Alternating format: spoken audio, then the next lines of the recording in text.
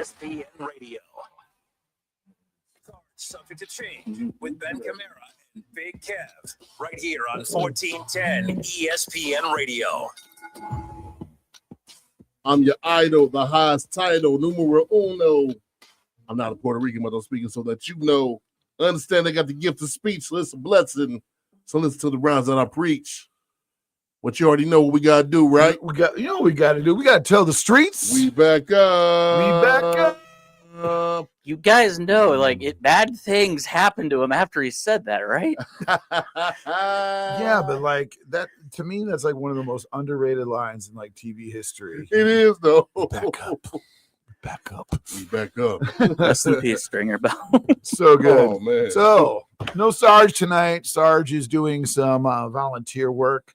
Sitting immediately to my right is Big Kev, as always. Big homie. What up? What up? And sitting immediately to my left. This is a real treat for me. I'm excited for the show tonight because we haven't had a referee on the show, I don't think ever, to talk about refereeing. So, ladies and gentlemen, wherever you're standing, stand up and bow down to referee Tyler Crow. Tyler, I don't think you need to bow to me, but Well, I mean, if Joe Lopez was here, then we'd have to bow down to Joe Lopez. Yeah, that's true, Yeah. Did you guys, speaking of Joe Lopez, did you guys see that the restaurant chain Hooters has been relaunched and they're going back to their roots? I saw that, yeah. And they're going to go back to the original outfits and make it like a dude place again. And I said, Joe Lopez is somewhere gently weeping tears of joy because they're back. Oh, it wasn't is. gentle. There's Gentle. a referee group chat, and he's celebrating. Sobbing. Wine is flowing. Yep. It's like he just won the Daytona 500. Well, I know where he's going next year. yep. Congratulations to Joe Lopez and the rebranding and OG launch of Hooters. But the show's about wrestling, not about big box restaurant chains. So let's talk about it.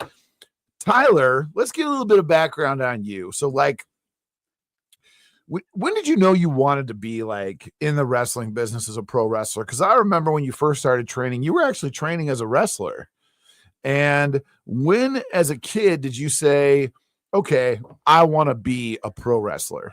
There really wasn't a time where I wasn't watching wrestling in some fashion, but the most memorable thing, and it's always like the number one answer you're going to hear, is Michaels, Bret Hart, the Iron Man match, the boyhood dream. But even before that, that's something I wanted to do. And my dad would always like show movies and clips of like wrestlers beaten up. Like he made me watch Beyond the Mat and like we would rewind stuff. Yeah. And he's like, you sure you still want to do this after watching it, after watching this movie, after reading Foley's book, looking at all of these entries, the stuff you still want to do? And I'm like, yeah, absolutely. Well, that Beyond the Mat movie was so brutal. Oh my God. Yeah. It scared me half to death. Yeah. Like, you know, obviously we laugh and rib about the trampoline with the curls and all that stuff. Right. I'm not getting booked. But I'm not getting booked. But that I Quit match was spectacular. Yeah. But the fact that they left the camera on Colette and Noelle and Dewey while Mick Foley was taking the chair shots, and they're all, that was rough. That was a hard watch. Yeah, it absolutely is. And so, yeah, I was training as a wrestler. But what really opened my eyes was being in Louisville and just seeing how those guys, like, that were there for TNA. Just because, you know, they had some stuff to work on, just how they operate on such a different level. Yeah. And it's like, look, I can know every move in the book. I can cut a promo with the best of them. But if that light is on me and I shrivel and I shrink into the background, maybe I shouldn't be a wrestler. So let's expand on that for a second. So when you say the light is on you, obviously, you know, you have to perform in wrestling. You got to perform like when that red light of the camera's on, boom, you're on. And there are no second takes, ladies and gentlemen. No. There's no take two. So to veer into that for a second, is it kind of like for lack of a better word, is it kind of like a performance anxiety issue, or what is that like? I think it kind of really was performance anxiety. Like I had one match for like the OVW Homecoming 12, and it was a tag match. But even then, I was like, I'm outworking the faces. I shouldn't be doing that, especially as a heel. And it just felt like, okay, I'm the ring general in this match. I'm only been in a year. I shouldn't be the ring general. And It's a lot of weight. It's a lot of weight. And you kind of figure out right then and there after your first handful of matches, like maybe I can focus on something else. And I started out security, then as a referee, and I felt really comfortable in that referee role. You were a heel? Yeah, in Louisville, I was a heel. So when you say Louisville, we're talking OVW. And when we're talking OVW, we're talking Jim Cornette, we're talking Rip Rogers, we're talking guys who are old school, not just in the way the values that they have, but in the way that they instruct. So do you and they're very, for lack of a better word, I know this is going to be maybe controversial, they are taskmasters when it comes to, like, if you do something wrong, they are on you. Did that add to the pressure of feeling anxiety to perform? So Jim didn't come back in until after I had left. Okay. After TNA left, a week or two later, Jim came back in. But Rip was there, Al was there, Nick Dinsmore, Eugene was there, and Eugene was my primary teacher when I was down there. Nick Dinsmore, ladies and gentlemen.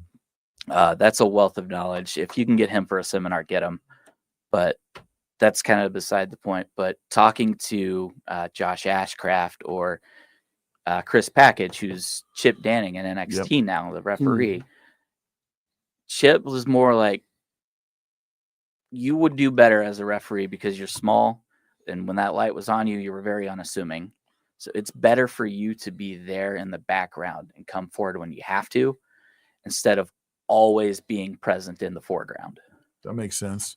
Like, I think that's a big thing that's missing from independent wrestling. I love this because we're ditching the format already. We're like 5 minutes into the show, but let's talk about that for a second, because I know we're going to talk about opinions and stuff like that later. But one of the big things we talked about in our cheese and wine party, and Kev said the last couple of weeks too, we were talking about it. Like, not everybody now who's a pro wrestler, like, should be a pro wrestler. Some of them should not be performing at all. Some of them should be a manager. Some of them should be a referee.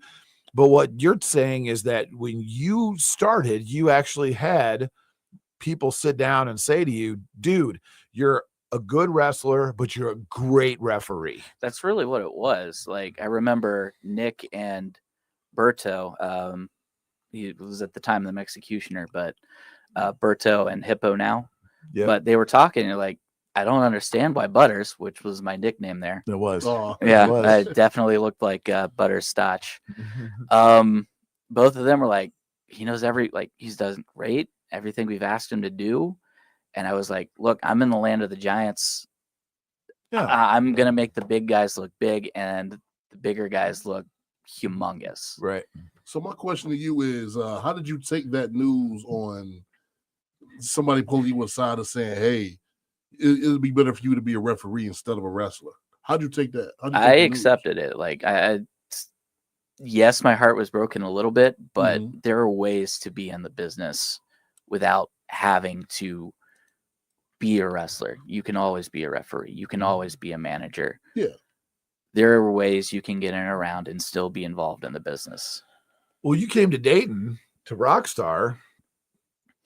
Like, you were so good in the ring as a wrestler. It makes me often wonder, in 2025, I know you're well down the referee path. You're better as a wrestler than 90% of the wrestlers on the show now. I have joked like I should lose 20 pounds, put a mask on, and call myself the Maccabi Shooter. Why not? I actually had a match a while back. It was, I forget who it was with. When you say a while back, what is that? Better part of a decade. Okay. So that's a while back. You were there for that. I think both of you were there for that. I was there. I think, yeah. There was a rebound power bomb, and my neck went back and forward, and I got a whiplash concussion. Yep. And that whiplash concussion, I lost 2 weeks of my life. Wow. I remember bits and pieces of that match. Yeah. And then I remember talking to my wife and my boss and just like, I don't remember anything Wow. from that point to this point. And I was talking to Matt Taylor at one point. Did On that the injury show. kind of seal the deal? That injury sealed the deal. I think I worked 1 or 2 matches with Honey Badger. Yeah. And then both of those matches, we didn't bump at all Yeah. until the end. But even then, I was still seeing lights, because if you get a concussion like that bad, Yeah. you're going to get another concussion inevitably, because the more you get, the easier it is. You're not wrong about that one. And that was one of those. Knock on Formica. Right. But so do you ever sit around and like fantasize like, hey man, maybe I want to have a couple more? Or like you said, with a mask character, that's a very unique way to be able to like come back and kind of do double duty. So do you ever like sit and think about it, fantasize about it? Not as much as everybody thinks I do. Yeah. It's more like I could probably do it, but I don't think anybody wants to work a very slow. We're going to do 1, maybe 2 bumps. You're not going to get your high spots in. That's true. The business has definitely changed quite a bit. So, I mean, when you have that conversation where it's like, all right, you're better as a ref, do you even think like, hey, maybe I want to be a manager? Or because you're like, I'm not trying to knock anybody else out there. Joe Lopez is like one of the best referees I've ever seen, and he's probably the best referee I've ever worked with cumulatively. But if he's 1A, listen, if he's 1A, right here, man. No, if he's 1A, you're 1B, because so not to name names, I had a tag match 3 or 4 months ago. The guy who was our referee was from he was basically, I'm not trying to knock him, but he was like a backyard guy. Bless you. Yeah, backyardigans. Oof. So we go to the hot tag. The hot tag. This guy just stands in the middle of the ring. What? So yeah, so like we're starting to rock and roll, and he plants his flag. Get out of the way. Dead in the middle of the ring and just stands there. So we're gonna get into it in another segment, but like being a great referee is incredibly valuable in this business, because just as wrestling has declined, every other outside piece has declined. What were we talking about? Managers, right? Yeah. And we were like, okay, well, who's a manager? David Barnabas Spector. That's the list. That's the list. Coach, like, right, assistant coach, right? Like it doesn't really kind of exist anymore. And once you got kind of, I want to say knocked down a peg, but once they said to you, hey, refereeing's for you, and like you said, it hurt a bit. At what point did you say, I'm gonna wrap my arms around this and I'm gonna be the best referee I can possibly be? Actually, kind of when I got back from Louisville, and then like all of that stuff happened. Like what we've stuff? all, the stuff with Rockstar Cody. Oh, Parker. okay. We don't need to get into that. We're not gonna adjudicate that here, but pronouns, pal. That's been and everything. Right. Like everybody in Dayton wrestling knows about that now. Rockstar was the pinnacle of wrestling, and then it completely went into the trash. So that's what stuff we're talking about. Kind of talking to Gavin, the local man, and then Matt Brannigan, like talk to them, and they were like, oh dude, you should come back to Poser, we need refs. And I kind of went back, and it's just I did simple stuff. I worked with Vic and the Poser crew, Dusty and Adam Rorges, and kind of got my feet wet again. And it kind of just like, all right, we need good refs. I can impart knowledge. I can help new refs do certain things, especially the stuff I learned from Chris Package, Chip Danning in Louisville. Just like little things, like if you're talking to heels, put your palms in, be authoritative. If you're talking to the baby face, open them up, be compassionate, sell their sympathy, and then sell authority. That's a really good thought. And let's get into that in the next segment, because we got all that down the line, because I want I want to show people how the sausage is made. That's really good stuff. Yeah, we got to go pay some bills. We'll be right back. Get a great deal on select That's Kubota good stuff. construction equipment featuring durable Kubota engines, more comfort, more Just remember, productivity, when more I'm not get it coaching done you, right. remember, Right it's like now, the write it Vince off a McMahon, lot like, and throw it write out, it off your pal. taxes for $0 down, 0% gotta- APR for up to we're 36 talking about months or save up vagaries, to yeah. 45 dollars now through December 31st. A bulk of our audience Subject to is- credit approval. actually Consult most your of our tax advisor. audience Go to KubotaUSA.com is either for full a details. Stop by Columbus Equipment in Columbus, lapsed Dayton, believer or Toledo that to see our stopped watching full line wrestling of like in Kubota 2005, construction equipment, or or check us out online they at they don't columbusequipment.com. even watch wrestling. Oh. Hi, this is Michael, your service manager at Dave Arbogast Buick GMC in Troy, Ohio. I am inviting you to give us an opportunity to earn your business. We've expanded our hours to better meet your needs. We are now open until 6 p.m. during the week and 8 a.m. until 2 p.m. on Saturdays. We service all makes and models. We offer convenient shuttle service as well as pickup and delivery. Please visit us on the web at arbogastbuickgmc.com or in person. Exit 69 on I-75. Look for the giant American flag. I hope to see you I soon. gotta get back on my diet. I made that mistake. Imagine too. gathering your whole crew to watch a rivalry game, and your team's down 40 at the half. Game's over. Brad cries tearfully. Talk about some famous last words. Because lucky for everyone, your other friend Chad just showed up with a couple of spicy wings combos from Lee's. And the 6 spicy wings, a side, drink, and 2 dipping sauces. Eating your feelings has never. I knew felt Ashcraft when he tasted was a referee. so So, good. Oh, man. Lee's famous recipe chicken. Famous. I for a can reason. get into that. You know all the important Advocate sports questions. cliches. And when you save money by There's bundling your home like auto to with talk about. Progressive, you Oh, can get out there and get Ashcraft is actually 110%. Even though that's mathematically impossible. Through it, And not remember, failure is not an option. Well, it's always an option, just not a good one. But you're not worried because you've got ice in your veins. You're on fire. How can both of those things be true at the same time? Well, that's between you and your doctor. So get out there and leave it all on the field. Leave what? Who cares? Just leave it and save with a bundle from Progressive. Into that, yeah. Affiliates have Like, insurance not available in all states and situations. We all hear the Not radio ads about wanna the cook IRS. anymore. They tell you to be Same. afraid, to be scared, and they try to Same. frighten you There's into a lot of calling. chicken. There's I'm a not lot here of to do that. Tax It's relief much to my advocates wife's are different. chagrin. TRA is Oh, here no, to I tell you can't that eat if broccoli. you owe money to Really? the IRS, Broccoli, whether it's cauliflower, 5,000, and 50,000, or mustard. Cannot eat. 500,000, Really? we have a Yes, solution. I It have doesn't matter if an you're sitting in your allergy car, at that's work, or with your kids. No severe matter where enough you that are, it's call instant. now.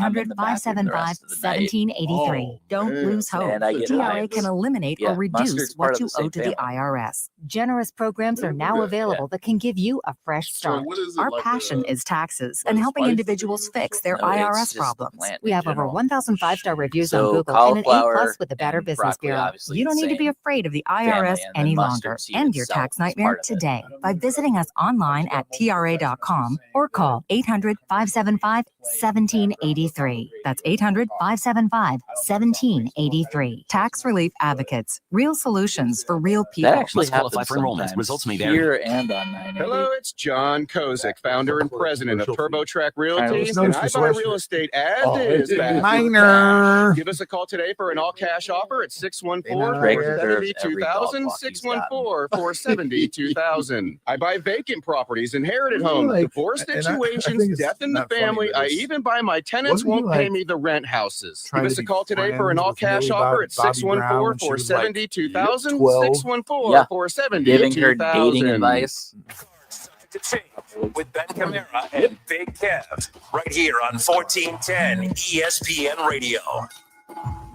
We are cards subject to change. I'm Big Kev. He's Ben Kimera, and he is Tyler Crow. You almost said Sergeant I Ledbetter. did. I was gonna say, if you said Tyler Goldman, he's dead. He That's died right. a long time ago. And we are sponsored by Squeeze It Drinks. Oh. The Squeeze It Drinks that go all the way up to the top, Yep. and then you try to take the top off, and then you get a little bit on your shirt. Yep. That's Every true. time. Every time. What's going on with you guys eat yogurt? Yes. Yes. Okay, what's going on with yogurt now? Where it's like so vacuum sealed, you open it and it just shoots out at you. It does. I have some pretty high protein yogurt, so it doesn't do that. What? I got that ratio yogurt that was like 30 grams. Yeah. Ooh. That's it. I opened it up and it was like, like It doesn't do exploding. that to me. Well, Probably maybe gotta I'm open just up a little opening it slower. too. Yeah, that's probably it. I'm probably going full Yogi Bear and just ripping it Yeah, there apart. you go. That's probably me. Let's get to the yogurt. Yeah, That's there you exactly go. what it is. All right. There it is, boo boo. So because you're so good, Tyler, and you're not good, you're great. I'm a Toledo You're in mud demand. hen. You are in demand.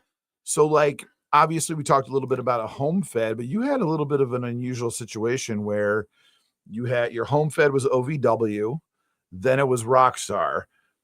Did you start? When did you start taking the outside bookings? Because, like you said, we were talking off the air a little bit. It was when you worked for HWA or Rockstar, OVW, NWF. What makes Southern Ohio wrestling so good is it's very strict. I know that sounds like a bad thing to say, but like if you work for a fed, they want to make sure you're good to go before you get out the door. Oh, it was very strict. Cody So- wouldn't let me work anywhere. Yeah. That's what I So- heard. Yeah, like there was one time I did somewhere else, and the only reason I didn't get fired by Cody is because I was in a mask. Yeah. And the thing is, like, I actually went down there to referee at LSC. Like, Ganger brought me down to referee, and then Ledbetter was like to Die Hard, and Ganger's like, "Is he any good? Can he wrestle?" And they were like, "Yes." And I was like freaking out, like, "No, I told Cody I wouldn't do this. I promised him." And Die Hard was like, calm down.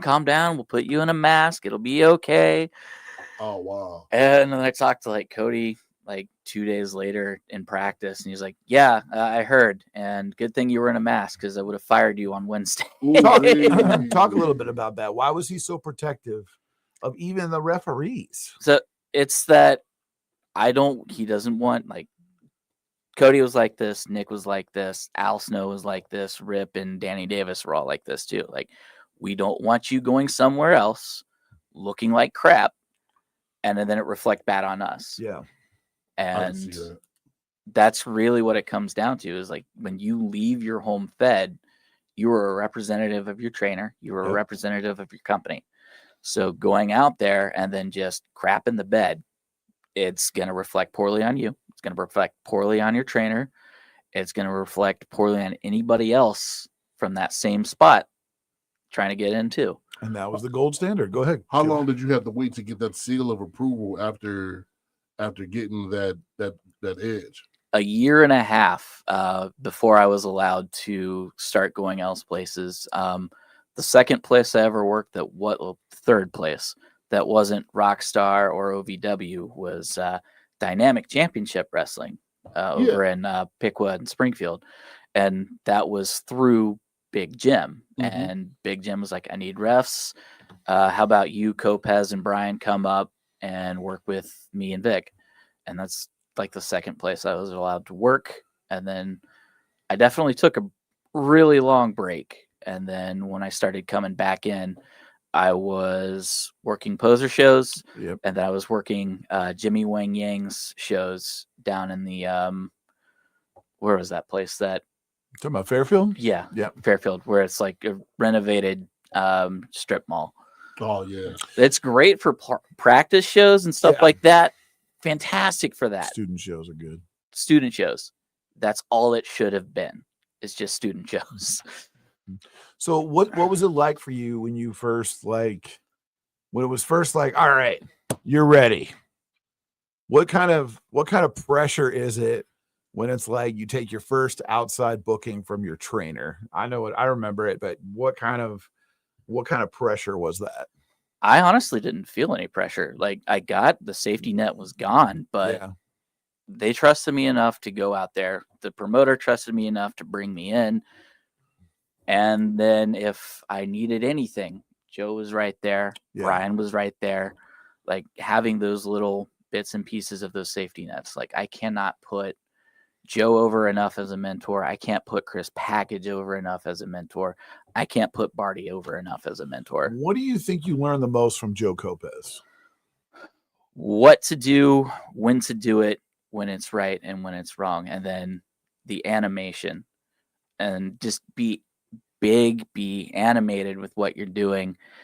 And Ben knows this. I don't know if you know this, how much Pee-wee I watched as a referee. So much Brian Hildebrand. Yep. That was all I would watch is Brian Hildebrand. So like you see that slide I do, That's just me watching Hildebrand and just trying to imitate that. Well, Brian Hildebrand was the gold standard kind of referees, and what made him such a wonderful referee was that you were on it was like he was in the match himself, you know. Yep. And I think, you know, some people like Aubrey Edwards, some people critique her, but she's clearly a student of Brian Hildebrand. Yeah. Oh yeah. She's clear. Like sometimes she goes a little far, tries to get herself over, but like, who hasn't done that? But everybody does that to some capacity. But you know, when you got Joe teaching you, you got Brian Barton teaching you. Brian Barton's a really good referee too. When you started to kind of put yourself out there, because you are in such demand now, did you just kind of grind that out? Were you calling feds, or was it like a referral? Like, because with Cody, I know that he does a lot of referrals. It's 60-40. There's a lot of grind, but there's also advocates, like having you in my corner. If I didn't have you in my corner, there were shows I probably wouldn't be at. Having Ledbetter in my corner, there were shows I definitely couldn't be at. Phil Stamper, the president of wrestling. Again, there's 2 or 3 shows I've gotten because of Phil. Ripper Blackheart, Big Jim. Yep. I was on TV for Louisville simply because of Brock Guffman and Karn Alexander telling Josh Ashcraft in package and Danny Davis, like, look, this kid is good. Get him on your show. And granted, like, most of what I did were dark matches, but I was still out and I did things when there were schmoz fests and stuff like that. The second time in 2 weeks, Brock Guffman's name has been brought up. I will always bring up Brock Guffman. You know, if you created a territory Hall of Fame, and I say this, no doubt, and Ledbetter laughs at me like, why wouldn't you? Like, Brock Guffman is number 1. I don't mean to cut a promo, but that first class, Brock Guffman and Ken Boleyn. Kenny Bolin, Brock Guffman, Les Thatcher, Jim Cornette, Danny Davis. That would be like the first class easily. And you could probably put Cody Hawk in class number 1, yeah, if not class number 2 for sure. But like, we bring up Brock Guffman because, you know, like we talked about with the managers, man, like everything Brock did was gold. And we talk about the standard of what's a great performer. Can I take nothing or someone who's next to nothing and elevate them to relevancy? Right. Or he talks like a robot, so he repeats everything he says. Right. And like so like, let's take the A Squad. A Squad was huge at HWA. Yeah. When, you know, Chet moved on and Dean moved on and Pepper moved on, then he got JT Starr and TJ Dalton. And those two were skinny and just kind of okay. He made them into the main event tag guys within like 4 months. Just by getting them over and getting it. And this was before the internet. All the internet was when that happened was a message board. Pretty much. It really was. You're sharing images, like pics in 30-second GIFs. Yeah. But he put JT and TJ in black and gold and talked about how they were as good as Chet, as good as Pepper, as good as Dean. Just pounded it, and then boom, they're stars. So, you know, you're right. We bring Brock up a lot. If we can get him on here, that would be awesome. I know he's you know, hasn't been in the area for a long time. He's loving Orlando too much. He's he's enjoying his life, and Ohio. And he what? deserves it. What? Every other week he's at like Disney or I think he lives in the Carolinas, though. I think he lives in Durham. Know. Okay, but I think, but great guy. So you're out there, you're cut loose. Where's your favorite place to go? Where was your favorite place? Oh man, that's great. Actually, anywhere I'm like riding with people, especially like going up to War with Joe and. So War's in Lima. Yeah, War's in Lima. I'm riding with Joe. I'm riding with I can't remember his name. Rick Toms. Rick Toms. Yeah, I'm riding with Slick those Rick. guys. Yeah. I ride with Bomani down to APW. But like my favorite place though is probably the Rhine Guys show I do with Heather Owens and Squared Circle Expo, Yeah. Cincinnati Pride. Okay. So that one I always enjoy. Does about 400 people, and it's always fun. It really is. Like, there's no other way to describe that show. Power Pride Pro Wrestling. So yeah, I'm aware of it. It's a Yeah. very big show. Like, that's local to Cincinnati. Yeah. Like, it just seems like just one big party. Yeah. So like that's coming up, right? Yeah, it's Friday the 14th. Yep. At Friday Rheingeist. the 14th. Yeah. I'll So have to check that out.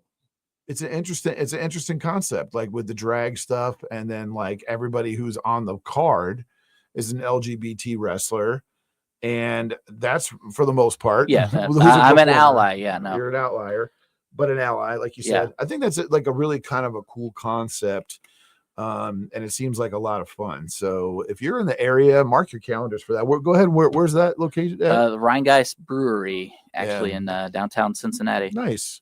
So that's kind of a big deal. So mark your calendars for that one and check it out online. It's really good. A good time, it looks like. But so where's your least favorite place to travel? Philadelphia. Never again. Really? You just got Kev's ears. Yeah. perked up. Philly. Silly. The roads are designed for horse and carriage. It was terrible. Getting around, everybody is aggressive, like either driving by myself or driving, like being in an Uber. Everybody was everywhere. So everybody around the stadium was fine, but as soon as you get off of the highway and you're in like the surface streets, they're narrow. Everyone's aggressive. It just no. You said never again. Wow. Where's your dream place to go? Like if you're like, okay, this is apotheosis, this is where I want to go. I know I'm supposed to say Madison Square Garden WrestleMania. Like everybody wants to say that, but the reality is, I want to do a show at the Nutter Center under those lights with everybody that ever watched me, just like starting, learning, and growing, just to see that. I'm getting a little choked up talking about it. I mean, but just what do you mean choked up? Just give back to the city. That's what. Look, I accomplished this, and people around me are the guys that saw me in bingo halls or VFWs or armories or abandoned warehouses. Well, there's nothing wrong with that. I'm gonna be the main one in the front row. Tyler! Next to green shirt guy. Yep. I'm gonna get a green shirt and say Tyler. Well, I mean, have you ever? To what extent are we? First of all, this is a deeper subject. So, how close are we to having to go to commercial? Let me see. We got 3 minutes. We got 3 minutes, so let's get into it. So, for as good as you are, as good looking as you are, and as ready for TV as you are, have you ever tried to go and say? I don't know who to reach out to. Okay, I really don't. Like, so I've called myself like AAA talent, who's down in like high single A's or high double A baseball. Yep. I know I can play for the Reds. I know I can play for the Tigers. Yes. Like, I had a match a couple weeks ago where I worked with Enzo, and the match after I worked with Heath and Rhino, and everything I did, their exact words were, "You were perfect.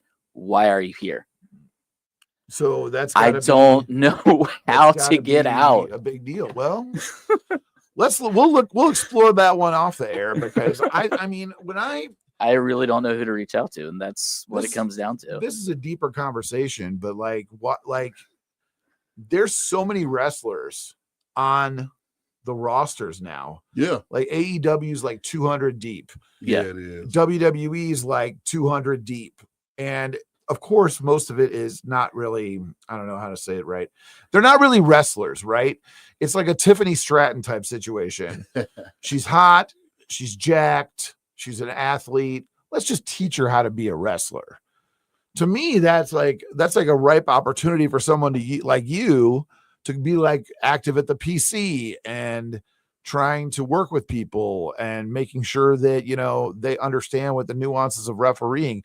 So have you ever thought, or, you know, I know you say that the word mentor, but have you ever thought about like, hey, I'm going to straight up go into training, or I'm going to try to do seminars? Have you ever thought about doing that? I have never thought about hosting a seminar in my life. You're out of your mind. Yeah, no, I don't think I could. I mean, I do Do it. mentor Do it.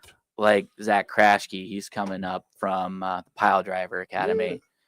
He's done leaps and bounds. He's fantastic. Like, he just now finally got on the Revolver shows. Oh, that's I'm what's up. ecstatic for him, and I bring him places all the time.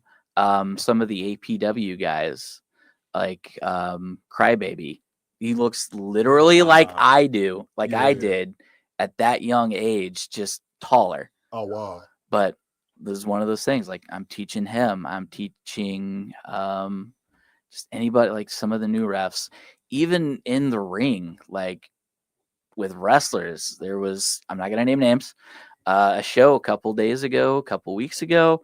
He was throwing punches that were really, really bad. And like I kept saying, tighten the punch up. He didn't. And I was like, okay, maybe throw forearms. But like, that's something I can do, is like coach actively in the ring. But that's watching nothing but wrestling for so long that you're able to do that and write matches down. So referees, do that. Just write every match you've been on. It's good advice. I like that. Write matches you've been in, and then write matches down when you just have downtime anywhere. That's some good advice. All right, we got to go pay some bills. Apparently, we're having some technical issues. Hang tight with us. We'll be right back. Save big on everything for your next project when you shop at Menards. Find the perfect lighting for your home with LED bulbs from Sylvania. Create a relaxing atmosphere with Sylvania's white filament LED light bulbs. They offer a vintage look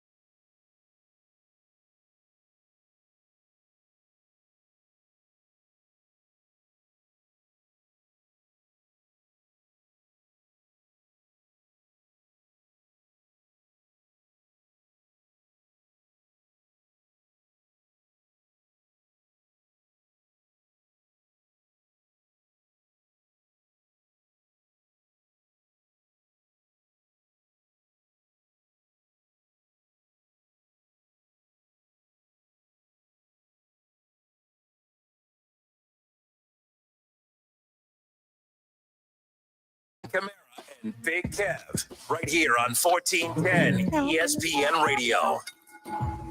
Maybe the cat remix. That would work. We are cards subject to change. And yeah, that would work. Yeah. Cat Meow, remix, meow, meow, meow, meow. Welcome to Detroit City. Somebody make that happen. AI that happen real quick, you know. John Murray does a pretty good version. He does. And we are sponsored by Gym Class Kickball / Dodgeball. Do people, Thunderball. Is that still a thing? Yes. As It's far as still I a know. thing? It is. They still play dodgeball. Man. This generation seems kind of soft for dodgeball. There's Yeah, I need a also safe mat space. ball. Yeah. Okay. No, I miss Thunderball. Thunderball was always fun. Oh my God. Thunderball. Good time. We need to bring One, back like adult maybe leagues. 2 balls, and then it's every man for themselves. Good Yeah, time. pretty much. Yeah. Bring back the adult league of Well, there was kickball or something. dodgeball, but then there was the dodgeball cousin bombardment. Do you Yeah. remember that? Yeah, yeah. What was the difference between the two? Oh shoot, I gotta look at the rules again. I gotta look. It's been a while. since They're I played different it. games, but they're similar. Yeah. I think with bombardment, you're up against the wall. Yes. And one person's throwing. That might be it. That might be it. That you nailed it. You were ready to rock. All right, now we're gonna get into some nitty gritty stuff right here. We're gonna get into opinions, and usually this is where we all get into trouble. We get the most hate mail when we start talking about how we perceive things. I have very vanilla tastes, so Very vanilla tastes. All right. So here's an opinion that, like, because this is to preface this for our non-wrestling fans at home watching. The referee is the most significant and important part of the match. Like, they're not technically a performer, you know, maybe they get a promo picture, but like they're integral because I use the referee to communicate with who I'm working with. Mm-hmm. I use it As you all the should. time. What's that? as you should. And so like, and people don't have, I've seen people end the match and then like they don't shake like we're in the back, they don't shake or thank the referee. Like I do, I try to do it every single time if I can. Sometimes Tyler, you know, like Tyler knows, like if you are doing double duty, like I'm not going to get you like right after the match, but like the referee is so important. So my question is, before we start, two questions. I'll start with Kev. Mm-hmm. Kev, how do you think fans like perceive the referee? I think as fans, excuse me, people look at referees as they like, okay, they're out there, they're counting the 1, 2, 3. I see an earpiece in their ear, they're not really communicating with anybody in the back. I know we're keeping up with times and things like that. Absolutely. You gotta keep up with your times, but some of them just look at them like you just out there just to be out there, having the shirts tucked in and things like that. Having the shirt tucked in. Counting the 1, 2. I don't think I've gone in a Uh, show where my shirt hasn't come untucked. Really? It comes on. I mean, if you're doing your job, it should come on top. Yes. Oh yeah. But like you tuck it back in between matches, but like the referee is an active part of the match because they're adding to the excitement of the match. And a lethargic and lame seriously, you could have a really good match between two guys, but if the referee is like lethargic or lazy or not strictly adhering to the rules when they should be, it takes away just about everything. One of the big things I coach is like, hey, don't put the heat on the referee. If you're the heel, you're working for that heat. You want the crowd to be mad at you. But if I'm out of position or I'm not doing my fundamentals correctly, it's embarrassing the referee because the referee has to look the other way when you cheat or they're watching you cheat in some instances. Oh yeah, I will call the bell. Yeah. We've already been over this. This has happened more than once. So I've let's seen you cheat. I will call the bell. Let's do it. Let's get into it. What's the thing that wrestlers should know about a ref that either they don't know or they don't understand? What are the pieces of what it is that you do that they don't get? So I'm doing a lot of the background stuff. Not only am I communicating with the timekeeper, if it's, for example, like one person, they're going to be screaming in my ear about the times. Mm-hmm. I've told timekeepers, like, look, if they're over 2 minutes, ring the bell. I'm not going to call for it. I can't call for it. That's not me. Mm-hmm. timekeeper, ring the bell. If they're over, just ring it. There's nothing we can do about it. Well, what would you call that? Like a disqualification? Or... No contest. No Time limit contest. draw. Right. And also, I'm not going to remember all of your spots. Right. Yeah. I've got, if I'm the only ref, I've got 6, 7, 8 more matches that I'm going to have to remember. So this, all I need is, what do I not see? Mm-hmm. What's the finish? Mm-hmm. That's it. I don't need the whole hat on a hat on a hat, especially if it's the third match. Right. Right. And one of those other things is like, slow down, stick to the hard cam, work the hard cam. And if I'm telling you you have 3 minutes left and to breezo heezo, bring it home. Yep. So let's talk That's about not that. a suggestion. That's That's an order. So let's talk about that for a second, because there's a big difference between wrestling on the indies in front of crowds, right, and then wrestling on television. And you have to be able to adapt to different styles. So, like, for example, DCW might be a bad example of this because they do have a hard cam. But when you're on a show and there's no hard cam per se, first of all, can you explain to the audience for what the hard cam is and why that is important? And then the difference between wrestling on an independent show versus a TV taping. So the hard cam is your establishing shot. If you think of it like a play, you're looking right at the stage. This is where, like in Hamilton, everything is right there. This is what you're playing to. And everything is built around that. How you move as a wrestler, how you move as a manager, how you move as a referee. And then on like TV or any place that does actual like hard cam structure, you need to work around that. And then everybody needs to move in unison. So move like a ballet, move like a play. Some people need to stay in the background. Other people's need to be in the mid or the foreground and stay there. Move to the background if you have to. If it's an indie show where they don't have that, you don't have to work that you as much. You want to show everybody. So if I've got you in a headlock, I'm going to show this side. I'm going to show that side. I'm going to show the other side. I'm going to show all 4 sides and work that around so everybody can see it. Because if I just work one side, no one's going to see stuff. Right. And that's kind of, and bringing it back to the DCW example, yeah, there's a hard cam, but there's a full 4 sides of the ring. Yeah. Yeah. You know? And the side we see in the hard cam is maybe 2 rows, but if they moved the hard cam into a different spot, you would see 4 or 5 rows deep in front of the shot, and then 4 or 5 rows deep behind it. That armory holds 320, 350 people. But from the angle that it's presented, and this, I don't want to fault the promoters on it because I don't think it's their fault, but where they set the hard cam up is in the wrong spot. I honestly think it needs to be like on the other side, opposite of where you were sitting. So not only do we have the hard cam, but we also have the mortar in the background shot there. Oh, the big cannon. Yeah. Because that would be cool. That would be $1 million shot right there. That would be really cool. So, like, how long will it take for somebody to, like, let's say I'm just starting out and you got like a whole bunch of shows that got like hard cams and things like that. How long would it take for you to adapt to the hard cam? So what I do typically after the ring is set up and I look where the hard cam is, or I ask the promoter, hey, where's the hard cam? I'll hop into the ring. I'll start working on my U. It's like how I establish and work around that hard cam. If there's not a hard cam, I'm just like, okay, I'll just stay out of the way of the wrestlers. And how I do that, like I told you guys on break, is like, not only am I looking at their feet and where their bodies are, I'm also thinking 2, 3, maybe 4 moves ahead. It's a science, man. Like, and like I have a lot to remember when I'm out there, but I try not to do that anymore. But you have not just a lot to remember. You've got, well, how many matches would you say you do? Like, I know this is going to be a completely oblivious answer. It's going to matter because sometimes they got to go coast to coast. Right. Sometimes there's one referee on the show, so you're doing 7 matches.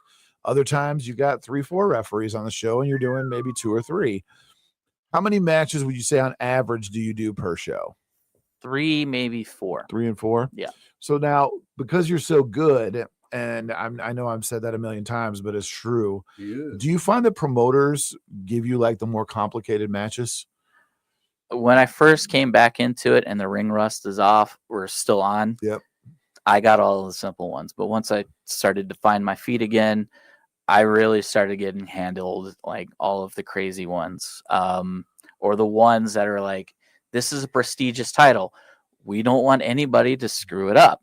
Yeah. So Tyler, you're taking this match. It's got to be an honor. My first time like holding up the NWA TV title, it was Carson and Dalton. I was there, like I got that opportunity because I was right there in the right place, the right time. I was trusted with it. When a few weeks later, Kerry Morton and Carson were wrestling again for the same title. I was on the card. Carson's like, all right, I trust him. He's got my match. Just a couple weeks ago, the triple threat with Aaron Williams, Troy Parker, and Damian Chambers. Mm-hmm. That one could have gone to me. It could have gone to Zach. Both of us are trusted enough. Dustin trusts us well enough to do it. But the only reason I wound up with it was like an in joke that I've been running where I have match number X or whatever with NWA talent, and I still haven't met Billy Corgan. Oh. So despite all your rage, are you still just a rat in a cage? Yes. Cool enough to not quite be it. All right. What's your thought right now? Let's get into it. What's your thought right now on the current state of independent wrestling? Because you broke in at the very end of the awesome stuff, and now you've kind of seen the fall of Rome here. So what's your opinion on like where things are at right now? There are too many shows, and because there are too many shows, there are too many people that think they should be in the business and really shouldn't be in the business. Elaborate on that. There have been a couple times where I've been at shows and I'm looking around and I'm like, I am the most talented person here. I should not be the most talented person here. It's tough. I mean, that's not arrogant though. It's just, it's about the standards of the business now because anybody can, like, when are you going to start training again, Kev? Huh? What? 15 years, 15, 20 years you've been trying to do it. He's not going to do it. Stop asking. We're going to keep asking. We're going to be doing this show. I remember sitting at security and you asking him, like, pulling the rope up. Come on, come to training. I do remember that. I do what I could. I do what I do. I try to encourage. I do it because I'm trying to get my son to do it too. That's not going to happen. I mean, if you call me, I don't know what you're apprehensive of. We can do a whole show. Is it the bumps? Is it getting the pain? Is it the pain? I think that's what it is for my son too, because my son's 6'3", 6'4". He won't do it. Really? Yeah, my son's a giant. Sheesh. He's just like, nah, I'm good. No, I don't want to do it. It's not for everybody. No, you got to be. I don't. Kev's a good dude. He doesn't. He doesn't have a screw loose like me and you do. No.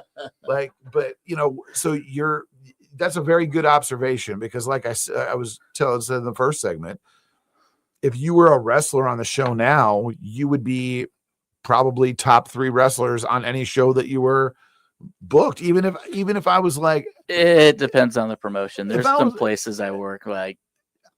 Everybody there's leaps and bounds ahead of anything I would have been able to do. You could put a mask on any show, and you could still have a serviceable match in match 2 or 3 compared to everybody else. But I'm going to be screaming armbar in Hebrew, so right. That's fine. That's all right. That's a good. It's totally acceptable. So you think like is it a talent issue? I made my $20 ripping off Colt Cabana. I don't need to do it anymore. Is it a talent issue? Is it a training issue? What is the disconnect in your opinion on the independent level with the drop off? I think it's mostly a training issue and people getting ring time just to get ring time. Yeah. There's such a thing as good ring time and there is such a thing as bad ring time. Define that. Elaborate that because that's a good point. So good ring time is at a promotion where things are like a tight-knit ship. There's not 20 cooks in the kitchen. There's 2 or 3 people. They're making the decisions. They're concrete decisions. And those 2 or 3 people are communicating with each other.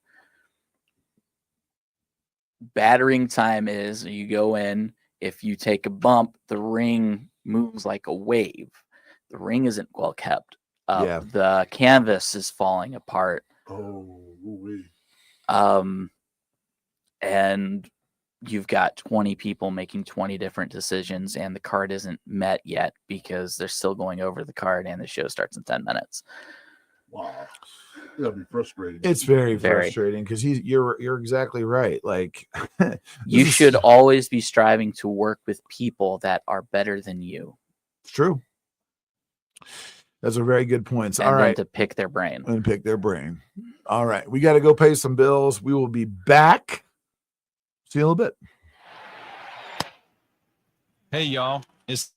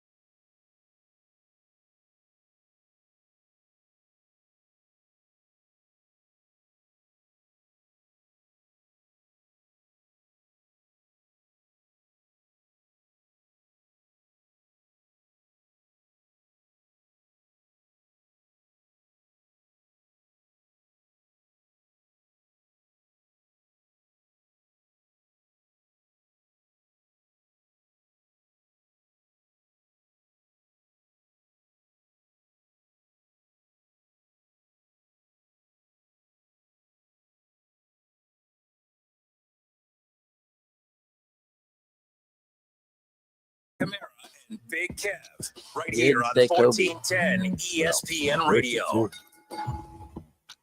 We are in the second hour. Too legit to quit. Of card subject to change. Can you believe that? The second hour. Time flies. It does. When we talk wrestling, man, it just goes by real quick. No. Lightning fast. We are sponsored by Sam Goody. Ooh. That's where I used to get my tickets for shows. Did you find out if you owe them money still?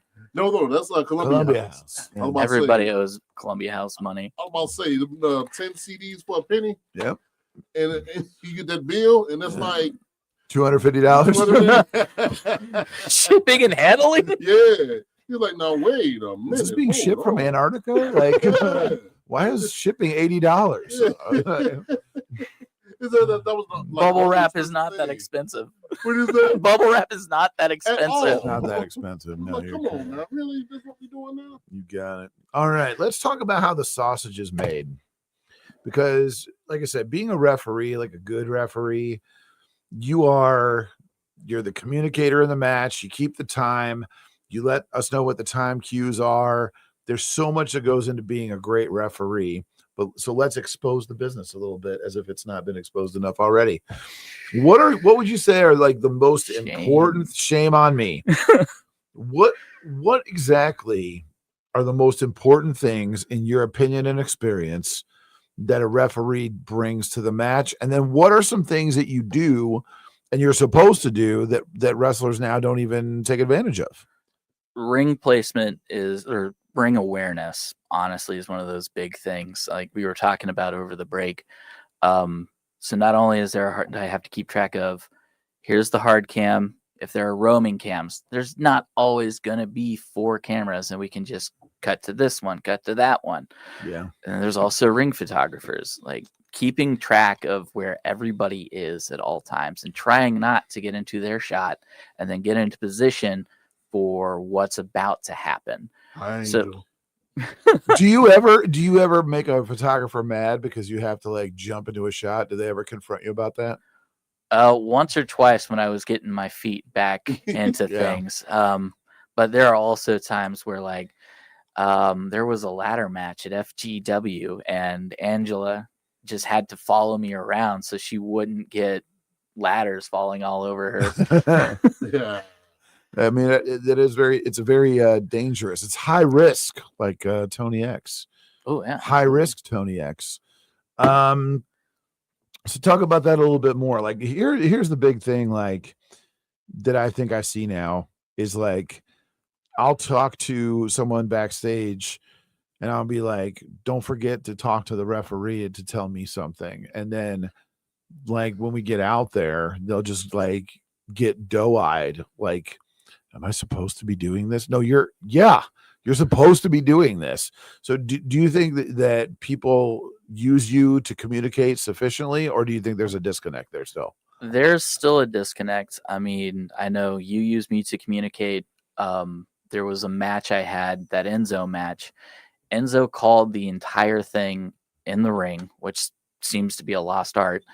And I was literally the relay. I was telling Boone spots. I was telling the other guys all the spots that Enzo was calling, and there's that disconnect that doesn't happen very often. And there's a time like I use this match. There's a match I use specifically at my at Cargill when I'm teaching safety for like behavioral based safety. And one of the things we talk about is miscommunication. So I bring this match up where like those two did not talk to each other at all. They had their conversation in the back about this is what we want to do. This is what we want to work on. And then it's just completely forgotten. Mm-hmm. Oh, wow. So we I'll talk about the match. We'll break for lunch. I'll put that match up so we can all watch it. And I'll point out, like, here's where they stopped talking. This is where they miscommunicated. Here's where my brain resets and I'm contemplating leaving the show, not the match. No, like leaving the match, grabbing my gear, getting in the car and going home and saying, wrestling is stupid. Why do I do this? And it kind of shows in the match too when people don't communicate in the back, where it's say like, okay, you're supposed to have a leapfrog, and then you just standing there in the middle of the ring like, okay, what happened next? Yeah. Everybody's looking at you like, okay, what's going on here? You effed up, you messed up. So Cody and Nick instilled in me like the reason why I write matches down is simply in case there's ever a moment where I need to start calling the match because both of them are lost. How I learned about this was Cody was with Carr, Lil C, and Craven. Yeah. And they were doing a match for the tryout at the Nutter Center. And it was Chioda, and like whatever Little C and Craven were doing just wasn't working. And then Chioda took over the match, like 100%. Called the match right then and there for those guys as they were doing it. Oh, wow. That's talent. Joe Copez does the same thing. Yeah. I've seen him in tag matches, where someone in the ring, like when someone in the ring gets lost, he'll get down and he'll, this is what you need to do next. And like, it takes a while to get there. But I know we're going to talk about that a little bit more in the next segment, but like, what is your favorite type of match to referee? Do you prefer a singles, tag? Do you prefer like a gimmick match? What's your favorite one that tickles you the most? The one that I think that, I'm not trying to interrupt you here, but like, you're fine. The one that I think that would tickle the most would be like a blindfold match. Oh my God. Is that a pain in the neck, or is that? Were you there for that fun? blindfold match? Where? It was Roar versus Jim. Yes. And I get chopped into oblivion. Yes, I remember that. I'm getting PTSD because of the last time Jim chopped me into oblivion. The problem with being chopped is if you get good color, everybody wants to chop you. Yes. And there was a moment where had this it was a 8-man tag match. Sorry to get off topic, but it was Madrox, Jock Sampson, Brian Beach, and somebody else from War. And I was chopped so bad, I had a handprint scab on my chest because I got really good color. And them chops hurt. Oh, they do. Jim's chops are insane. Oh my God. But my favorite, Big Jim and Richard Black. Yes. Rest in peace. But my favorite is, this is going to sound lazy, but no DQ matches. The only thing I do is count the pin. Hey. So why is that your favorite to do?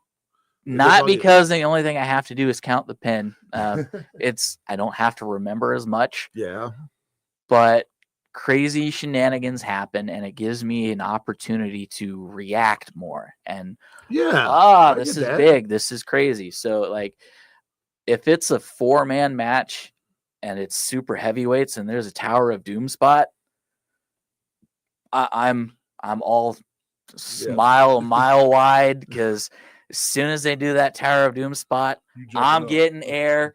I told I think Chris Hall like one time, like, if they ever do a Tower of Doom spot in a 4-man with you and whomever, I'm getting my butt out of that ring. I'm going over the ropes.